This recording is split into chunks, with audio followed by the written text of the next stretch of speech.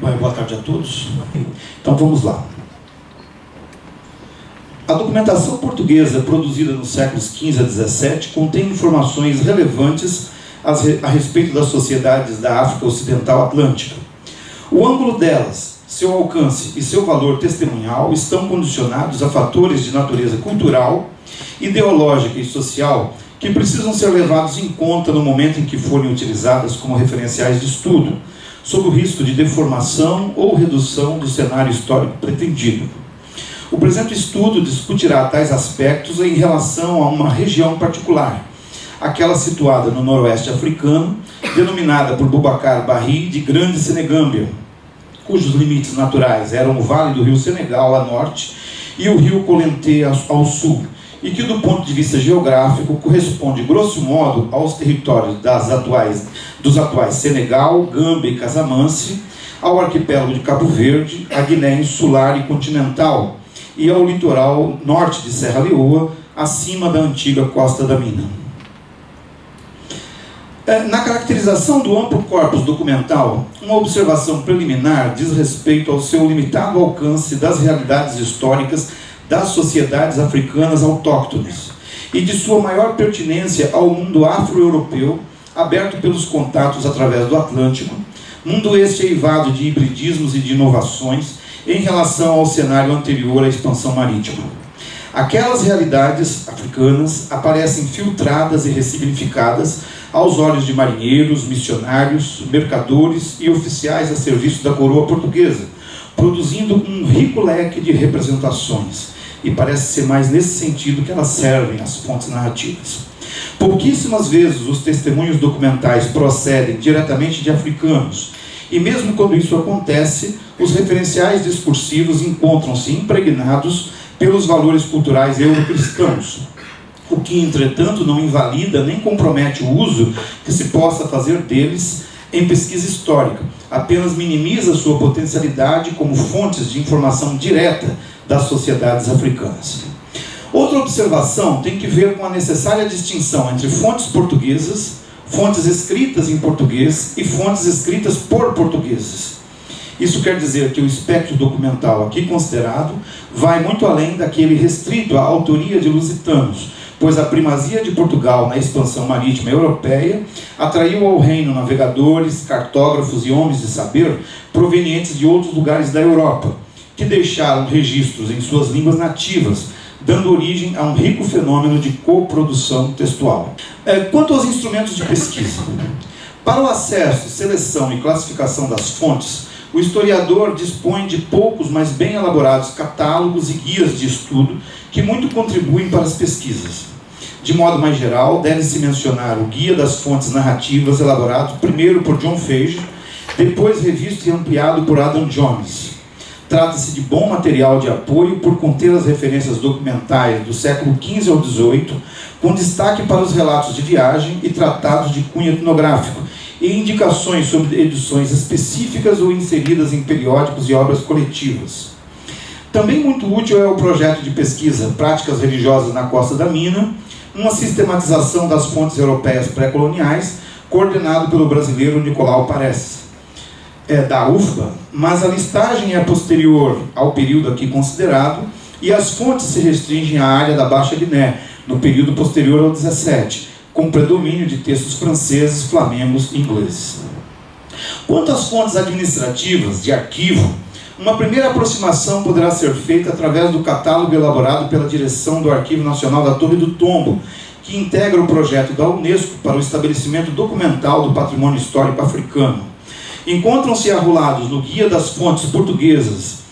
para a História da África os principais setores do governo em torno dos quais os documentos foram produzidos. Em nosso caso, por exemplo, as Casas da Guiné e da Mina, criadas em 1482 e 1483, o Conselho Ultramarino e os principais acervos de documentação manuscrita, entre eles a Biblioteca da Ajuda e, sobretudo, a Biblioteca Nacional de Lisboa. A obra limita-se, todavia, a indicar locais, setores e fundos documentais, deixando em aberto o trabalho de mapeamento e identificação dos documentos aos pesquisadores. Dois catálogos merecem atenção especial por sua abrangência e qualidade informativa.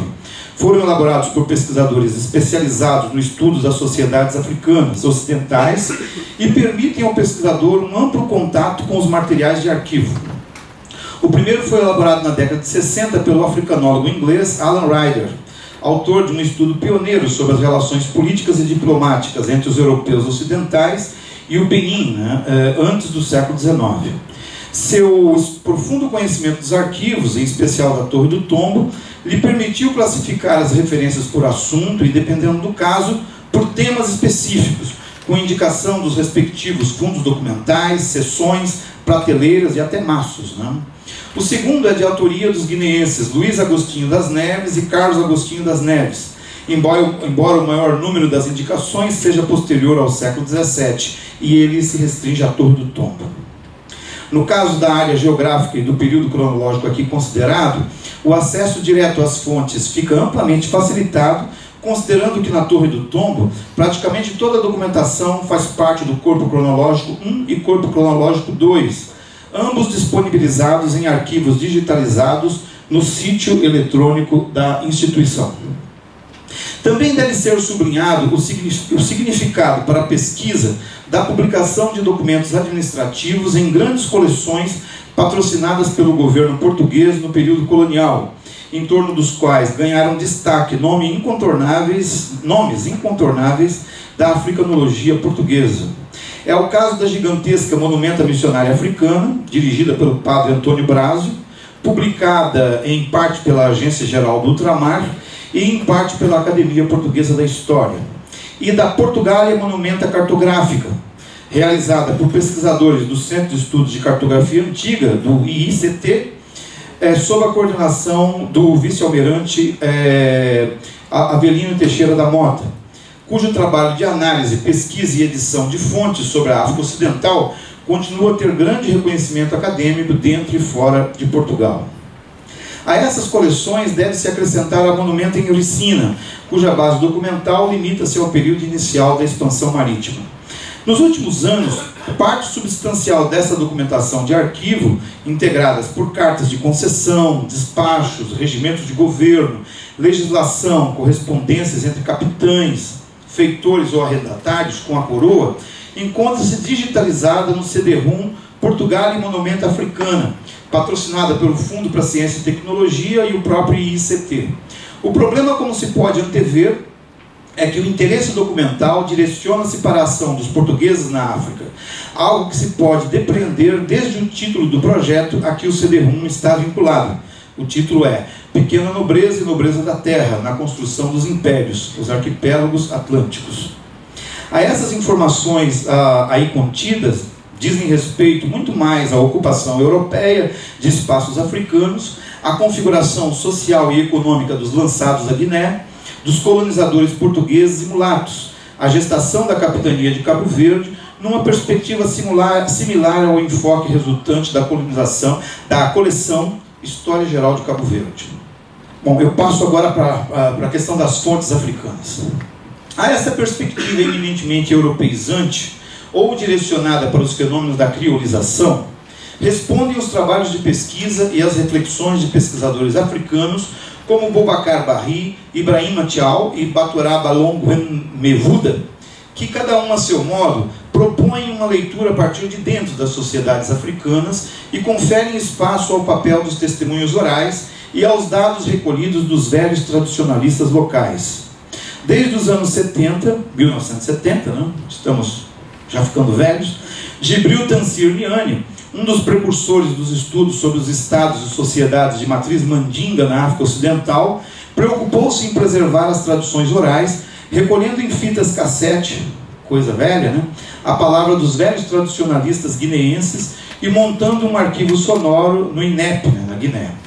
Tais referências vieram a ser parcialmente utilizadas por ele no livro Histoire des Mandingues de l'Ouest e na tese de doutorado do guineense Carlos Lopes, a respeito do estado do Cabu, cuja hegemonia se estendia da Guiné à Gâmbia e Casamance pré-coloniais.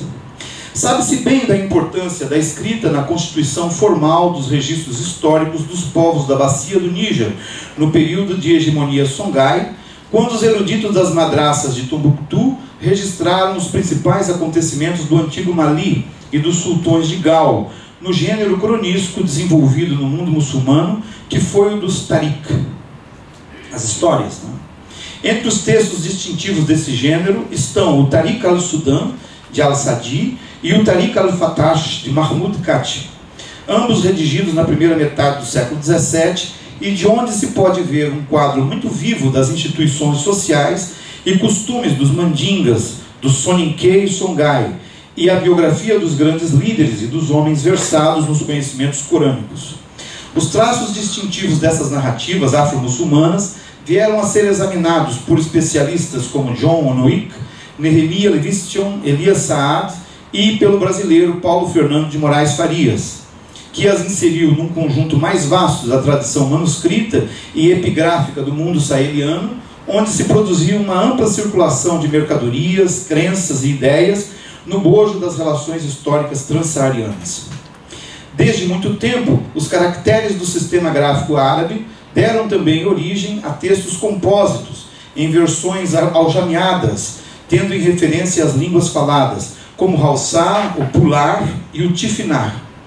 Em 1995, foi criado o MARA, o setor de manuscritos em árabe e em aljami, no Instituto de Recherche em Ciências Humaines da Universidade Abdul Moumouni de Niamey, no Níger, cuja organização inicial do acervo tinha sido feita por Buburrama e que na ocasião contava com cerca de 4.000 documentos de tamanho desigual, alguns com apenas uma página e outros com até 500 páginas. Em menor proporção, pode-se verificar um movimento intelectual similar no processo de deslocamento das populações de origem mandê rumo ao litoral atlântico ao longo do século XV, seja através da rede de comércio fomentada pelos mercadores Wangaro ou Diulo, seja na ocupação e povoamento dos territórios da Guiné continental e insular. A expansão mandê permanece viva na memória dos mandingas da Guiné, sendo mantida na oralidade pelos tradicionalistas e por uma tradição escrita que remonta ao próprio momento da ocupação, uma vez que já no final do século XVI, André Álvares da Almada notava a existência entre os negros da Guiné de religiosos, os bichirins, que escreviam em papel e em livros encadernados. Esses bichirins pertencem, na realidade, ao vasto grupo de letrados e marabutos conhecidos como Kazama Jaaba. A pronúncia não é nada disso, com certeza. Responsáveis pela preservação dos feitos das antigas linhagens e clãs. São grandes conhecedores dos mitos de origem familiar, costumes e rituais, fixando-os por escrito através do uso do sistema gráfico mandinga em caracteres árabes, muito difundidos na Senegâmbia e nas sociedades associadas ao antigo estado do Cabu, em que prevaleceram os mandingas Soninke e, em menor proporção, os Biafada, Bassari e Konage. Através dos relatos atualizavam-se as lendas do deslocamento dos guerreiros Mandê do tempo de Sundiata Keita, ou as explicações dos vínculos de parentesco entre os fundadores do antigo Mali e as principais famílias dos Mandinga do Oeste.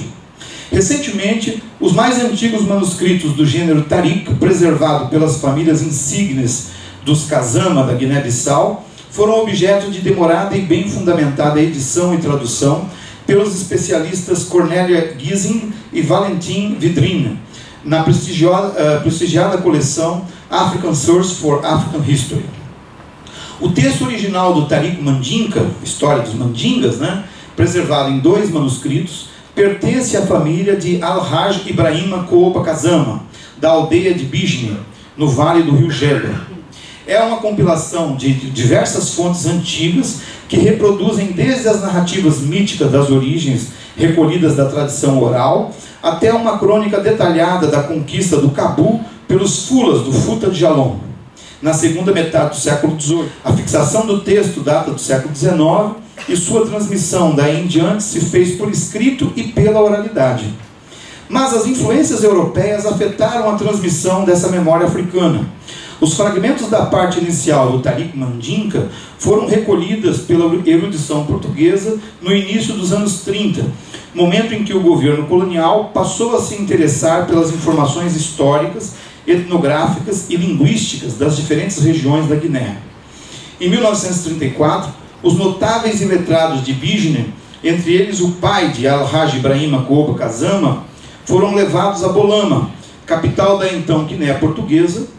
com seus manuscritos em árabe, e repassaram o conteúdo de 3 deles a Jorge Velez Caroço, filho de um ex-governador da colônia, que os integrou e os reproduziu parcialmente em tradução portuguesa, na monografia em que reordena os acontecimentos da história local antes e depois da colonização portuguesa, que é essa monografia Monjour, o Gabu e sua história.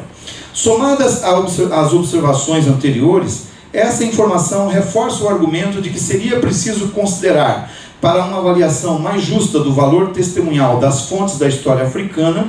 o papel daquilo que Valentim Mudimbe denominou de biblioteca colonial, tanto em seu potencial filtro cultural e ideológico, quanto em sua contribuição para a preservação das culturas que, através do estudo, se pretendia melhor conhecer para transformar. Quanto à literatura de viagens, que seria o mais tradicional para o estudo desse período, os mais conhecidos relatos a respeito do encontro entre portugueses e africanos da área atlântica, situada abaixo do Cabo Bojador, a partir de meados do século XV, costuma ser associado à designação geral de literatura de viagens, o que levanta uma série de problemas devido à imprecisão, abrangência e elasticidade de um rótulo que continua a ser empregado mais por comodidade do que por convicção. Com efeito, mesmo quando submetido a um exame tipológico superficial, o único denominador comum em produções textuais tão diferentes quanto a forma, a finalidade e o conteúdo é o fato de constituírem enunciações a partir de um mesmo referencial cultural, a visão de mundo eurocristã, nesse caso, luso-cristã. Assim, do ponto de vista da configuração narrativa, o mais antigo desses textos, a Crônica dos Feitos Notáveis, a Crônica da Guiné, escrita em 1453 por Gomes Yanes Zurara, enquadra-se na tradição cronística portuguesa de enaltecimento dos príncipes da dinastia de Avis, aqui representados na figura heróica do infante Dom Henrique. E o espírito que anima a sua descrição é a tradicional guerra contra os mouros, ainda que ao longo da narrativa a percepção da alteridade se altere na medida em que, aos mouros convencionais do litoral do Marrocos e da Mauritânia, os navegadores passaram a ser confrontados com essa outra categoria étnico-racial, portadora de formas socioculturais, aspecto corporal e cor de pele distinta, que ele passa a chamar de mouros negros, que logo serão identificados pelo adjetivo guinéus ou simplesmente pretos. Bem diferente quanto à forma, o conteúdo e o padrão narrativo é a Navigazione de Alvice Cadamosto, que se enquadra melhor no gênero, aqui em Portugal é conhecido como Luís de Cadamosto, que é terrível isso aí, que melhor se enquadra no gênero textual dos relatos de viagem.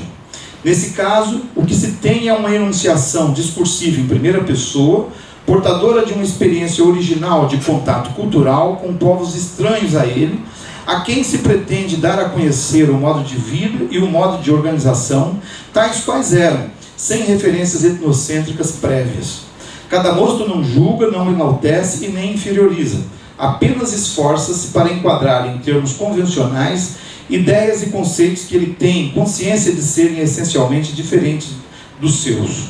Daí o excepcional valor da descrição etnográfica que ele oferece dos povos Wolof das margens do rio Senegal. Chego no Esmeralda de Sito Orbis, composto entre 1505 e 1508 pelo navegador Duarte Pacheco Pereira, que devido à sua abrangência e variedade temática fica difícil de reduzir a um simples livro de roteiros marítimos, e que é preferível ver nele a grande síntese dos conhecimentos náuticos e a primeira tentativa de enquadramento histórico dos contatos dos portugueses com os povos africanos ocidentais. Para Joaquim Barradas de Carvalho, que é o grande estudioso do Esmeralda e do Duarte Pacheco Pereira, nesse documento se podem notar elementos da crônica, dos relatos de viagem, dos roteiros e guias náuticos e de tratados de geografia. Realmente o Esmeralda de Sito Orbis constitui talvez o mais eloquente testemunho do processo de incorporação ao universo africano da visão de mundo cristão, o que transparece desde a nomeação dos acidentes geográficos e dos povos que menciona, Conhecer, nomear e caracterizar eram, nesse caso, operações mentais pelas quais todo mundo que se descortinava tornava-se palpável, mais próximo, conhecido. Tratava-se de uma apropriação mental e simbólica do espaço africano que ocorria em paralelo a uma apropriação efetiva, material, de pontos estratégicos do litoral atlântico. Na denominação dos povos, os etônimos ou topônimos são transportados para a língua portuguesa, ganhando sonoridades novas, ressignificadas, mas neles se reconhece a marca original, como Sanagá, Tambuctu, horrível, né? Jalofo, mais feio ainda, Beni, Mandinga, Guabu. O ideário cristão é a todo instante projetado no ambiente natural, o que o torna mais familiar à realidade lusitana. Montes e serras, cabos e enseadas, ao serem batizados ou rebatizados com nomes de santos ou eventos da cristandade, acabam por ser refundidos, assimilados ao universo mental lusitano. Passo para uma última parte da minha exposição, que trata de fontes posteriores ao século XV, já do século XVI, início do século XVII, que me parece que se aproximam mais de um retrato, se não objetivo, de um retrato mais próximo das sociedades africanas. Não obstante o volume de informações de documentos de proveniência religiosa não se compare com o da África Central, que foi muito maior devido ao fato de o processo de difusão do cristianismo ter ocorrido em paralelo com os contatos político-econômicos estabelecidos no antigo estado do Congo desde o final do século XV e com a gradual conquista do Ndongo a partir do fim do século XVI, a produção textual de autores envolvidos com a obra missionária assumiu gradual importância também na Guiné, onde a conversão ao cristianismo se fez durante o século XVII. Ainda que incipiente, a ação missionária aparece retratada em textos de diferente teor, qualidade e tamanho, desde informações pontuais em cartas e relatórios, muitos deles publicados na Monumenta Missionária Africana, até exames mais detalhados da cosmologia e costumes dos africanos, em verdadeiros tratados descritivos com vistas à conversão. Eu vou me limitar a comentar um desses documentos que me parece ser o mais significativo nesse caso. Trata-se da redação de um tratado chamado Descrição da Etiópia Menor e Província da Serra Leoa, composta pelo padre Manuel Álvares em 1615, que se apresenta como o relato mais completo das tradições religiosas, superstições e cerimônias qualificadas de, claro, sempre como idolatrias.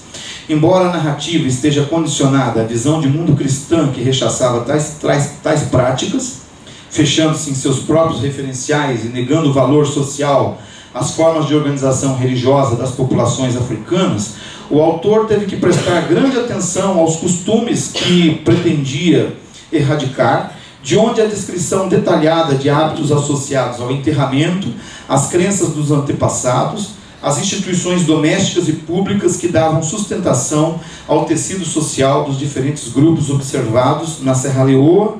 na Guiné e até parte do Senegal.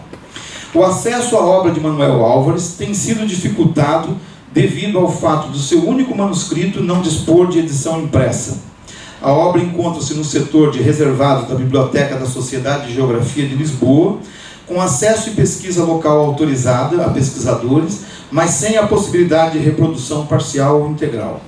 Uma cópia encontra-se na biblioteca do Instituto de Investigação Científico Tropical, onde vem sendo desenvolvido desde 2011 um projeto de publicação do documento, e, a julgar pela informação de Carlos Lopes, que eu não acredito muito, há outra cópia no INEP. Eu acho que não tem no INEP, acho que só tem no IRCT.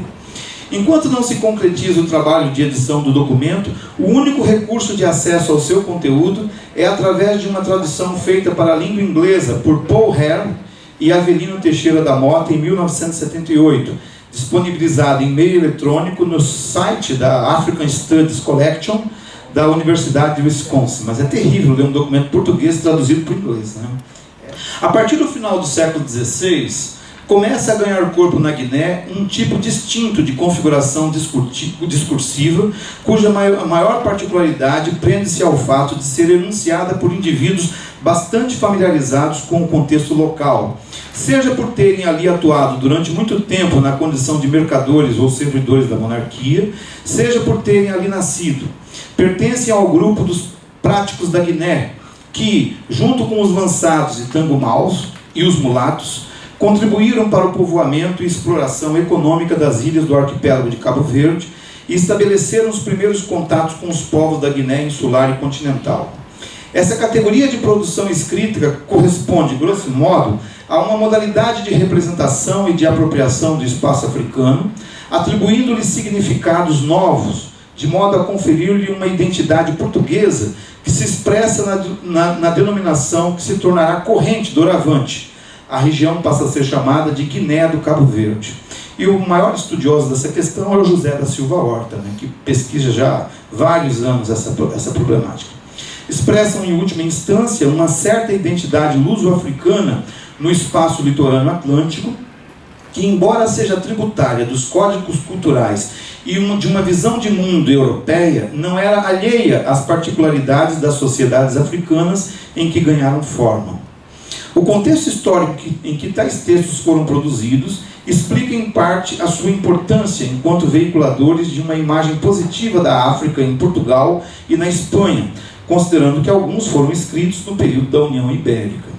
O primeiro desses textos, que é o menos carregado de dados etnográficos, é a relação da gente que vive desde o Cabo dos Mastos até Magrobamba, na costa da Guiné, ditado oralmente por Antônio Velho Tinoco, que era magistrado e capitão da cidade de Ribeira Grande, na ilha de Santiago, ao jesuíta Padre Fernão Rabelo, entre os anos 1582 e 1585.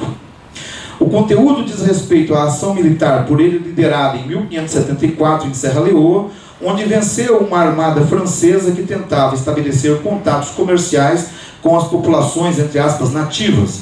e suas negociações posteriores com o chefe dos Manes, que, segundo ele, manifestava vivo interesse de se converter ao cristianismo. É claro que a conversão, pacificação e difusão da influência portuguesa aparecem entrelaçados em seu discurso, que assume dessa forma um forte caráter propagandístico.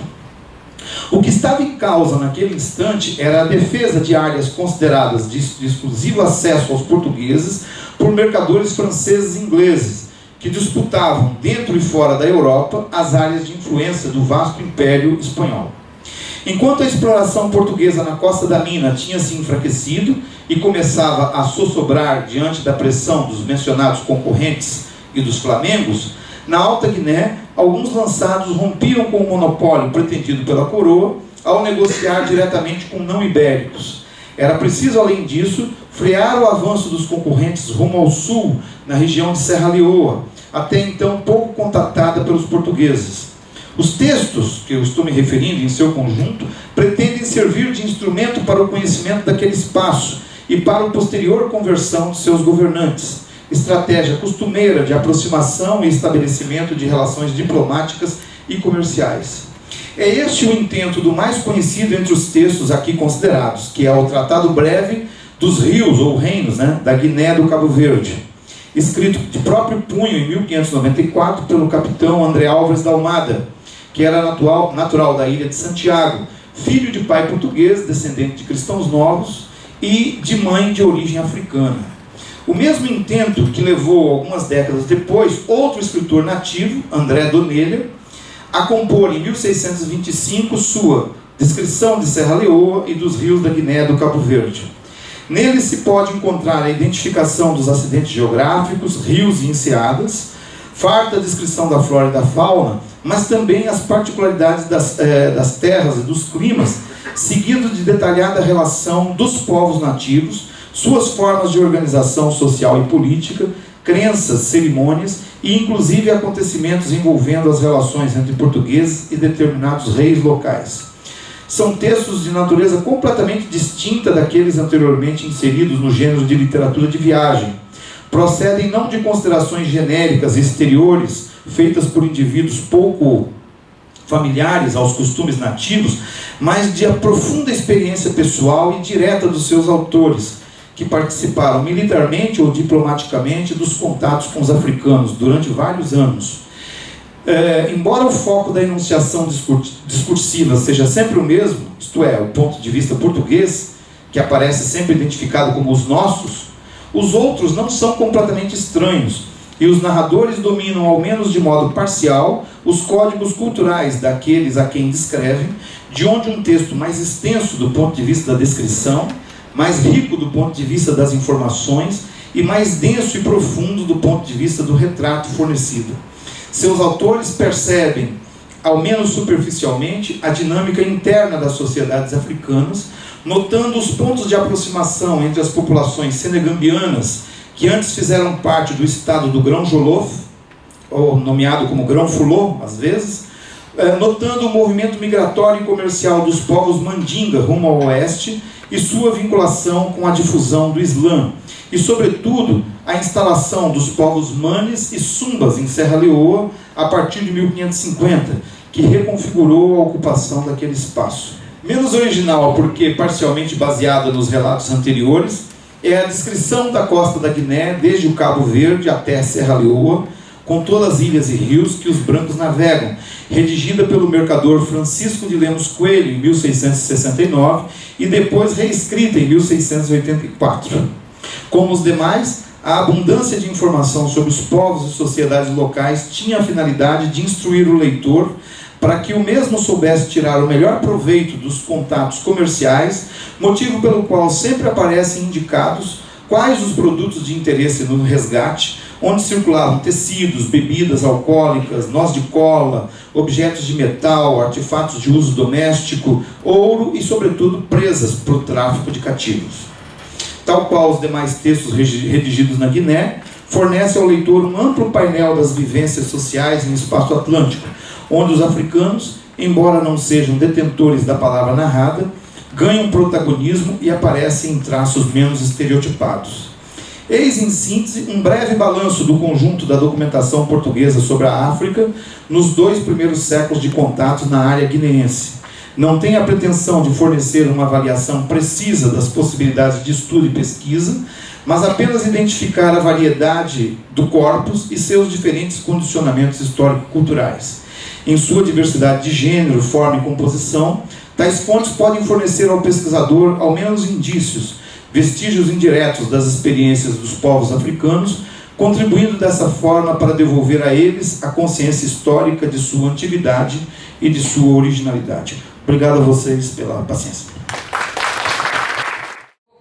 Passo a palavra ao plenário para as perguntas. Boa tarde, meu nome é Ailton Santos, eu sou professor e também trabalho na área hoje, mais na militância de direitos humanos. A minha pergunta básica e clara é: como nós podemos contribuir, a partir de toda essa historiografia, com dados fantásticos, para mudar uma realidade que ainda insiste e perpetua nesse país, aonde continua violentando as pessoas porque ela tem classe, porque ela tem cor, porque ela tem geografia, portanto, nada mudou em relação ao que fora falado. Qual é a perspectiva que eu poderia levar, a partir daqui, para um público que hoje continua ainda vivendo, não na Casa Grande, mas na senzala? Muito obrigado. Eu tenho uma pergunta para o Ivair, bastante específica sobre a documentação. Os tariks, eu queria saber se há tradução e, se sim, aonde eles se encontram. Bom, em relação ele colocou a questão para todos nós, né? Em relação à questão colocada pelo colega, me desculpe o seu nome? Ailton.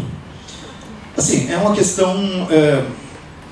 que, do meu ponto de vista, eu vou comentar não como pesquisador, mas como cidadão, enfim. Vou pensar uma relação entre as experiências do passado que eu estudo e a relação com o presente que você traz, que eu acho que é esse o ponto que você procurou levantar. Eu achei muito interessante a relação e até a substituição que você menciona da noção de Estado paralelo para Estado complementar. Talvez, não é que eu acho que o estudo da história tem que ser dirigido e tem que ser feito apenas por finalidade, por uma finalidade específica, mas talvez a experiência histórica dos africanos possam nos ajudar a entender uma realidade nossa que é extremamente complexa, e uma realidade que é complexa porque resulta de encontros, às vezes desencontros, de sociedades fundamentadas em princípios muito diferentes. E talvez a experiência das sociedades africanas antigas, antes do período colonial, possa ajudar no sentido de nos ensinar a possibilidade da convivência. Porque essa ideia da sociedade complementar, ela se aplica para algumas sociedades africanas, onde a noção de poder existe, evidentemente, as hierarquias existem, como foi discutido aqui hoje de manhã, mas é colocado de outra forma, e a possibilidade da coexistência acontece. Eu me lembro de imediato do texto da Claude Lepine, Os Dois Reis de Danchomer, que ela fala sobre os reis da terra e os reis da guerra, a questão da sociedade de Alad e de Dahomey, quer dizer, não é que sejam sociedades iguais, evidentemente tem hierarquias, tem guerra, tem conflito, mas se admite a diferença ali dentro. Acho que o caso mais expressivo é o caso do antigo estado do Cabu, estudado pelo Carlos Lopes, né? É uma sociedade hierarquizada, de poder estabelecido, tem ali um estado, mas não tem um núcleo, ou não tem um núcleo como nós imaginamos, e tem a possibilidade de coexistência de sociedades diferentes que, embora hierarquizadas, é possível a convivência. Isso talvez seja algo que os portugueses não entenderam, e já não entenderam até hoje, quem dirá nos séculos XV a XVII, que eu procurei demonstrar. E talvez é isso que as fontes da Guiné do século XVII, feitas por pessoas que já conviviam com as sociedades africanas, nos trazem um pouco mais. O texto de um Almada, como eu disse aqui para vocês, se alguém leu, sabe o quanto que ele é rico e o quanto que ele é complexo, justamente porque ele percebe que não tem um africano, tem, na verdade, uma multiplicidade de povos muito diferentes com os quais eles são obrigados a conviver, eles com as suas noções de territorialização e de poder, sabendo que as coisas não são assim quando se trata da África. E tem muitas Áfricas dentro do Brasil, embora ressignificadas, certamente. Nós não vamos pensar em continuidade sem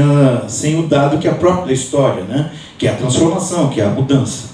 Então eu acho que teria alguma coisa a pensar nesse sentido, porque as formações estatais da África contemporânea, na verdade, reproduzem em muito aquilo que o Estado colonial produziu ali, por razões de continuidade desse Estado colonial ou não, mas as coisas mudaram lá também, então não vamos pensar em paraíso. Eu acho que essa é a questão, por um lado. Por outro lado, a questão colocada pelo seu nome, por favor, desculpe. A segunda pessoa, sim, Alec, sobre a questão dos Tariq. Aí eu tenho um lamento a te fazer. Dado ao nosso desconhecimento, meu no caso, de quase todos os brasileiros do árabe, e saber o árabe é muito importante para estudar a história de várias regiões da África, o acesso que eu tive a essas fontes foi através de línguas modernas, isso é, através de traduções em francês ou em inglês, o que é problemático. O que é em si problemático é que eu lembro a fala da professora Silvia, exatamente. Então, no caso do Tariq al-Sudan e do Tariq al-Fattash, eu os conheci através de traduções dessas fontes feitas para o francês no momento da colonização francesa do Sudão Ocidental. E o que mais me irritou, e infelizmente eu fui obrigado a engolir durante um tempo, é que quem fez a tradução foi o Octave Rodas, que era genro do governador da África Ocidental francesa. Por isso que na minha exposição eu disse que cada vez mais nós temos que considerar o papel daquilo que o Mudimbe chama de biblioteca colonial, quer dizer, mesmo a constituição das fontes africanas passou pela mão dos europeus no momento da sua transmissão. No momento da sua transmissão da oralidade para o escrito ou do escrito para o impresso. No caso aqui do escrito para o impresso. Agora, hoje existem edições melhores. No caso da obra do Tariq al-Sudan, do Al-Sadi, a melhor edição que há é a do John Onwik, chamado Timbuktu e Songhai Empire. Al-Sadi, Tariq al-Sudan, enfim, que é uma edição com o texto árabe e uma tradução para o inglês. Bom, tendo o texto árabe já permite pelo menos outras possibilidades. O Tariq al-Fattash eu só conheço na versão traduzida para o francês. Eu não conheço edições recentes,